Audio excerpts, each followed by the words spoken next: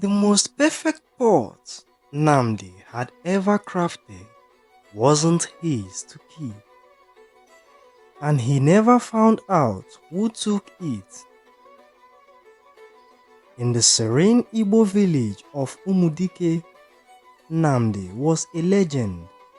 His hands could shape clay as though he spoke to it, coaxing it into forms so perfect that the spirits must have guided him. His pots were not just vessels, they were treasures, but one pot would forever remain a mystery. One humid morning, as Nnamdi prepared his cane, a young boy, Obiora, approached timidly. He had been drawn to the potter's work for as long as he could remember, but lacked the courage to speak. Today was different. "I want to learn," Obiora said, his voice barely louder than a whisper. Nnamdi smiled, setting aside his tools. "Then let's begin."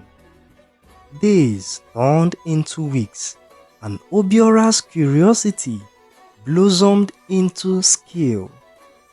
Under Nnamdi's watchful eye, the boy began to create pots with his own touch of grace, though none as perfect as his master's.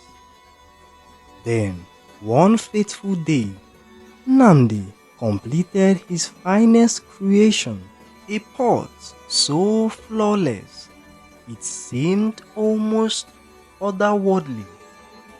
Its surface glistened with patterns of swelling vines and delicate birds, as though life itself had been frozen in clay.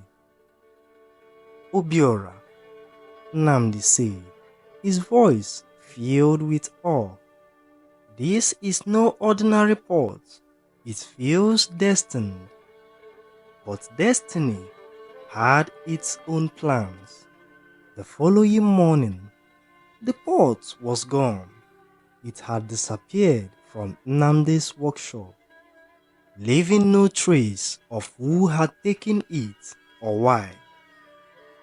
The village buzzed with speculations. Some believed it had been stolen. Others whispered that the spirits had claimed it. Obiora was heartbroken, fearing his carelessness might have led to the loss. Yet Nnamdi remained calm, almost as though he had expected it. "The pot has found its purpose," he said, though even he could not hide the shadow of sadness in his eyes. Months passed, and life returned to normal. Obiora continued his lessons, determined to honor the legacy of his teacher. Then one evening, as the sun dipped low and painted the village in amber hues, a traveler arrived in Umudike. He carried with him a pot that shimmered like the morning dew. "It was given to me," the traveler explained, "by an old woman in a distant land who said it carried the blessings of a potter from Umudike." The village gathered, marveling at the pot's beauty, but as they examined it, Nnamdi simply smiled. "It is not mine anymore," he said softly. "It belongs to the world now." Obiora, standing beside him, felt a warmth in his chest. He understood then that the pot's journey was far from over. It had become more than a creation. It was a story that would inspire countless others.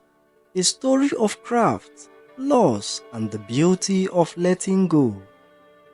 And so, in Umudike, the legend of Nnamdi's perfect pot lived on, whispered from one generation to the next.